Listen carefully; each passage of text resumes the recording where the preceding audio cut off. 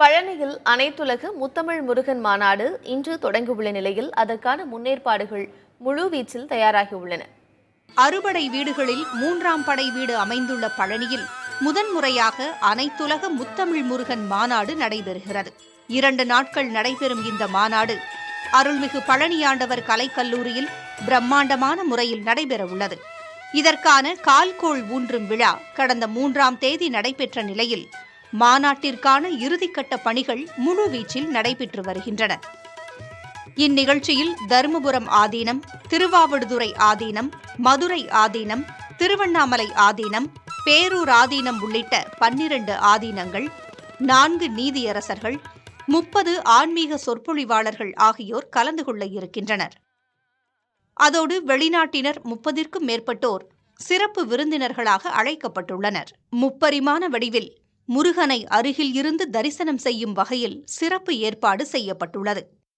முருகன் பெருமையை விளக்கும் ஆடல் பாடல் நிகழ்ச்சிகள், முருகன் புகழைச் சொல்லும் கும்மி ஆட்டம், கந்தசஷ்டி கவசம் என பல்வேறு நிகழ்ச்சிகள் நடைபெறவுள்ளன. காலை 8:30 மணி முதல் மதியம் 1 மணி வரையிலும், பிற்பகல் 2 மணி முதல் இரவு 8 மணி வரையும் இந்த நிகழ்ச்சிகள் நடைபெறும் என்று தெரிவிக்கப்பட்டுள்ளது. மாநாட்டை 8000 பேர் அமர்ந்து பார்க்கும் வகையில் பந்தல்கள் அமைக்கப்பட்டுள்ளன.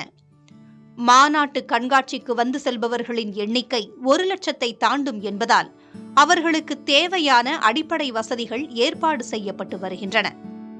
மாநாட்டில் கலந்து கொள்வோர் அனைவருக்கும் 200 கிராம் அளவிலான பஞ்சாமிர்தம், விபூதி, குங்குமம், முருகன் புகைப்படம் வழங்கப்படும் என்றும் தெரிவிக்கப்பட்டுள்ளது. தொடக்க விழாவில் ஊரக வளர்ச்சித்துறை அமைச்சர் ஐ. பெரியசாமி, இந்து சமய அறநிலையத்துறை அமைச்சர் சேகர் பாபு, உணவுத்துறை அமைச்சர் சக்கரபாணி ஆகியோர் கலந்து கொள்ள இருக்கும் நிலையில் மாநாடு நடைபெறும் பகுதியில் பாதுகாப்பு ஏற்பாடுகளும் செய்யப்பட்டுள்ளன.